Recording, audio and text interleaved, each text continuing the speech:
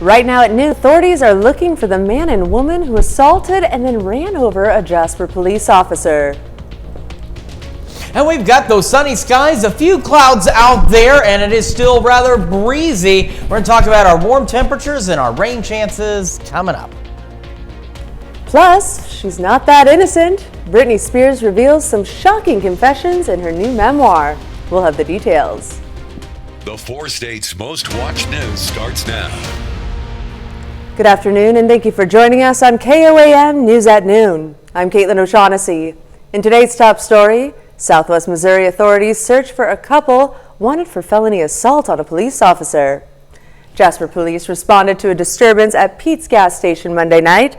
The officer reports observing a man and woman arguing in the parking lot. Authorities say during a routine pat search, the pair began assaulting the officer with their fists and knocked her to the ground. Eyewitness videos shows the pair escaping in a dark Chevy Cruze and running over the officer's feet in the process. Raven Gomez and Brandon David, both from Columbia. In addition to the various outstanding warrants both are wanted on, authorities have now added felony assault of a police officer. And the second of 2 suspects involved in a 2020 double homicide is now sentenced. In June of 2020, authorities found the bodies of Blaze Swank and Kylan Shook in a rural area north of Columbus, Kansas. In the days following, law enforcement arrested Mark Hopkins II and 32-year-old Kimberly Blizzard for the murders. In December of 2021, a judge sentenced Hopkins to life without the possibility of parole for 50 years. Blizzard pled guilty to 2 counts of second-degree intentional murder. Now, the McCune woman has received her sentence, roughly 27 and a half years in prison. Network security issues from the state of Kansas mean some child support payments will be delayed. The Kansas Judicial Branch has been forced to process more paperwork offline. Now the Kansas Department for Children and Families says that's leading to delays on various court orders, and that can mean child support checks will arrive later than expected. And we've got ourselves another pretty decent day. Temperatures warming up, not too bad out there. Quick look outside, MoDOT camera 20th in range line in Joplin. Looking back roughly to the north, you can still see a few clouds here and there, but otherwise not too bad. Plentiful sunshine. However, it's also been a bit on the breezy side. And if you can watch these traffic signals bob up and down a bit in those gusty winds. Yesterday started the day at 39, so another 9 degrees below where we're supposed to be for this time of year. And we made it up to 68 though. So a nice rebound, only a couple of degrees off of where we're supposed to be. However, there are some big changes coming in those temperatures. We'll take a look at that in your full forecast here in a few more minutes. Right now in Joplin, it is 71. So we're warming up quite nicely out there. We are looking at those mostly clear skies. Same in Pittsburgh, also sitting at 71. So we still have a stray shower or 2 possible as we head into the evening hours. And temperatures will continue to warm across the area. And then we're watching some thunderstorm chances as we head into next week, maybe even as early as Sunday. Now we're still a few days out. Could be a little change here or there. But these isolated showers this evening, most of us look to remain dry. But next week's rain chances look a lot better. So don't forget, if you have weekend plans, make sure you download the KOAM Skywatch weather app. You can find it in the Apple App Store and the Google Play Store, your favorite app store. It gives you the latest forecast weather data. It's like having the entire Skywatch weather team in the palm of your hand. We will have a complete look at that forecast and next week's rain chances here in a few more minutes. Caitlin? We turn now to Britney Spears and a powerful new trailer for her soon-to-be-released memoir, The Woman in Me. In the book, Spears explains many tough moments in her life, including an abortion while she was dating Justin Timberlake. Jamie Yuccas has more on the singer's huge reveal. Reliving everything that you're about to hear has been exciting, heart-wrenching, and emotional. This is Britney Spears reading the introduction to her audiobook in a clip given exclusively to CBS News.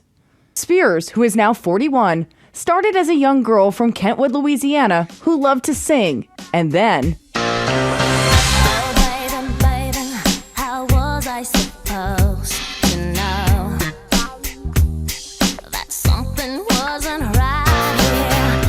in 1998, this song launched Spears into international stardom. She was 16. Sometimes I run, sometimes I hide. By 18, the Princess of Pop seemed to have found her prince in Justin Timberlake. The NSYNC heartthrob and Spears had known one another since childhood, singing together on the Mickey Mouse Club. Their relationship caused a sensation. However, in her new memoir, The Woman in Me, Spears says their high-profile romance wasn't what it seemed. Hey, what's up, man? Spears says she knew Timberlake had cheated on her, but decided to let it go. She also says she became pregnant with Timberlake's baby at one point in their relationship. Spears says Timberlake was unhappy about the surprise pregnancy and thought they were too young to have a child. They decided to terminate the pregnancy. Had it been her choice alone, Spears said, she would not have gone through with the abortion. August Brown is a music reporter at the LA Times. Why do you think Britney's coming forward with this information now? You know, if you kind of recall when she first came to fame in the late 90s, you know, that was a real time when like purity culture and sort of evangelical Christianity was a real force in a lot of American life. You know, she came out of the Deep South and that was part of her kind of image. I'm sure that was a really heavy burden for her to carry for much of her life. And it probably took being released from the conservatorship and putting out this memoir for her to kind of have a context for that kind of news. Jamie Yuccas, CBS News, Los Angeles. That's a look at today's top stories and weather in the 4 states region. Up next on KOAM News at Noon, President Joe Biden arrived in Tel Aviv, Israel early this morning. We'll hear the latest discussions he's having with Prime Minister Netanyahu. And later, we're making Italian cream cake in the Mr. Food Test kitchen. Stay tuned. The House continues to struggle to elect a new Speaker of the House as Republicans are divided about who should lead. The debate comes as time is ticking down until the next close down, and Congress is expressing a need to pass military support for Israel and Ukraine. Skylar Henry has more details from Capitol Hill. The House is back in order, and another round of voting is underway in an effort to elect a new Speaker. Jordan. Jim Jordan says he has no plans to drop out of the race, and he's looking to win over the Republicans who currently do not support him. I already proven I can get from the most conservative members of the conference to the more moderate members of the conference. So, got a whole cross-section of the conference. It's important that we get the last few. Jordan can only afford to lose 4 votes and still reach the 217 needed to win. And this process has exposed some deep rifts within the Republican conference. I think we're a mess. There's now a growing chorus of people, including former House Speakers Newt Gingrich and John Boehner, calling for Speaker pro tempore Patrick McHenry to be made temporary Speaker and push this contentious vote to a later date. Ohio Congressman David Joyce plans to file a motion to do that, saying by empowering Patrick McHenry as Speaker pro tempore, we can take care of our ally Israel until a new Speaker is elected. But doing so would require making a deal with Democrats, which is a no-go for some. I think we should get a Republican Speaker. I've been very clear about that. And I think that's where the conference is. That's what our rules suggest. So let's get a Republican Speaker and get about the people's business. Jordan says they'll vote until they have a Speaker. Skylar Henry, CBS News, Capitol Hill. The motion to temporarily empower the Speaker pro tempore could happen as early as today. And while war between Israel and Hamas rages on, President Biden is in Israel for meetings. His trip to Jordan was canceled after an explosion at a Gaza hospital killed hundreds of Palestinians. Ian Lee is following developments in Tel Aviv. President Biden once again promised full U.S. support during meetings with Israeli Prime Minister Benjamin Netanyahu and his war cabinet. As long as the United States stands, and we will stand forever, we'll not let you ever be alone. We're going to make sure we have what you need to protect your people, to defend your nation. The president's trip to Israel comes just hours after a massive explosion at a Gaza hospital. Both sides are blaming each other for the attack that left hundreds of Palestinians dead. Based on the information we've seen to date, it appears the result of an errant rocket fired by a terrorist group in Gaza.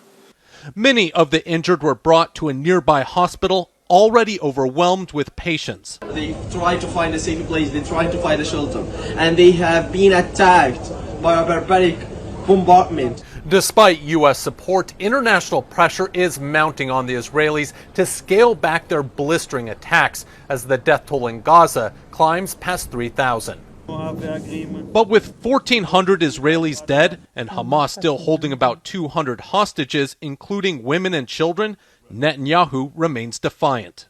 The forces of civilization will prevail for our sake, for your sake, for peace and security in our region and in the world. Anger is spreading across the region. In the Jordanian capital Amman, protesters tried to storm the Israeli embassy. Many expect that rage to only grow while Israel keeps bombing Gaza. Ian Lee, CBS News, Tel Aviv. Reporters traveling with President Biden asked what made him confident Israel was not behind the hospital strike, and he said data he'd been shown by the U.S. Defense Department. Still to come on KOAM News at Noon, we see what's cooking with Mr. Food. Have you ever paid someone with dessert? I have, and it was welcomed with open arms. Stick around for the story and the sweetest can be recipe. But first, we are going to continue to see warming temperatures across the area. Got our shower chances and rain chances next week as well. We'll look at all that in the forecast when we come back. Welcome back to the KOAM News at Noon. So we've got those shower chances this afternoon and into the evening hours. They're not here yet, but the Skywatch Storm Tracker is showing us where they are. So here's a look at our area. We just have a few of those clouds out there, but they'll begin to increase. And this is the system that's going to bring us our shower chances as we head later into the afternoon and into the evening hours across the region. So don't worry. As you can see, they're out there and they will eventually make their way down here. Not everybody will get rain necessarily, but we will see these scattered showers out there, maybe a rumble of thunder or two, and they'll persist through the area. Here we are at 8. Now they're along and south of I-44, and by 9, 10 o'clock, they are out of here. And we're actually going to stay relatively calm for the next couple of the next 4 or 5 days before we see additional thunderstorm chances begin to build into our forecast. So otherwise, we're looking pretty good temperature-wise and cloud-wise. We're looking at just partly cloudy skies out there.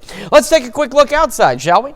MoDOT camera 20th and range line looking good. You can see some clouds just at the top of this, otherwise mostly clear skies. And there's another view of those clouds. This is our camera here at the KOAM studios looking back toward Joplin. So it's looking back toward the south and east. And you can see a few clouds here, there, not looking too bad. And KDOT camera just south of Pittsburgh on 69 also showing us enough sunshine out there. Our camera 7th and range line, still a few clouds here and there, otherwise not bad, but it's breezy. We told you it would be. 71 in Joplin, sunny, south breeze at 20, right now gusting to 22. And as we head into Pittsburgh, also reporting gusty winds, 71, sunny skies, southwest breeze at 15, gusting upwards of 22 miles an hour.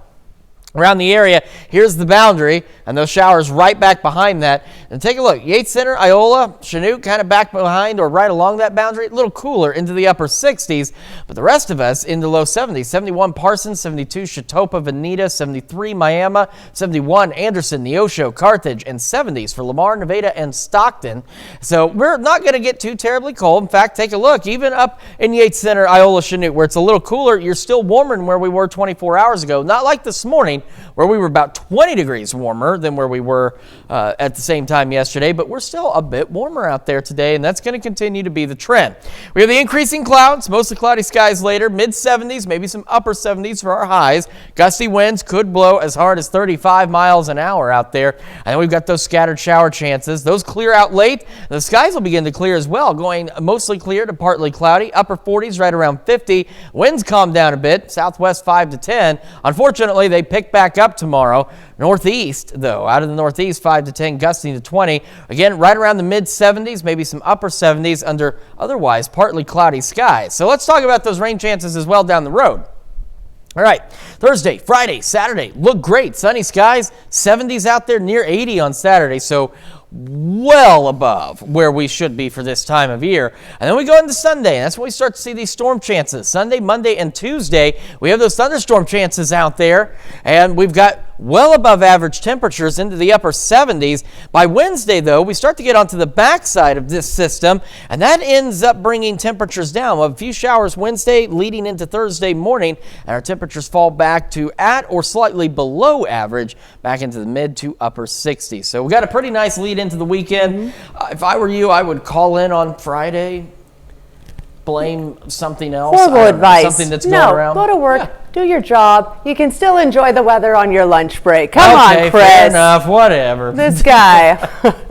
All right, well, stick around because we're making Italian cream cake in the Mr. Food Test Kitchen. We'll be right back. It's time to check in with Howard in the Mr. Food Test Kitchen. Today he's making a dessert that may be a box cake mix recipe, but it ends up with a layer upon layer of a to die for from scratch taste that'll make you feel like a star baker. It's called Italian cream cake. Take a look. I have a neighbor who's a plumber, and a while back he helped me fix a leaky faucet. When I asked him what I owed him, he said, "Don't worry, just make me a dessert sometime and we'll call it even, since you know how much I love sweets." So after thinking about what to make, this easy Italian-inspired layer cake came to mind. To make it, we start by beating a box of white cake mix with some eggs, buttermilk, and oil. After that's mixed, we stir in a good amount of coconut and chopped pecans. And rather than making this just 2 layers, we made it into 3 so that each layer is nice and delicate. While they bake and cool, we mix together some store-bought cream cheese frosting with more chopped pecans. At this point, it's time to drizzle some rum over each layer before frosting it. After all 3 layers have been stacked, all that's left to do is frost the sides and top. Maybe garnish it with a few pecans. What you end up with is a simple but elegant cake that's just as welcome after some homemade manicotti as it is with a tall glass of milk. To get the recipe for our Italian cream cake, all you have to do is check out our website. Let me tell you, my neighbor loved his cake so much that every time I see him, he hints for me to make him another. I'm Howard with Kelly in the Mr. Food Test Kitchen, where today we found a sweeter way for you to say, "Ooh, it's so good." To find this recipe along with many others, just head over to our website at KOAMnewsnow.com and click on Mr. Food. Now here's a look at your 4 state market prices.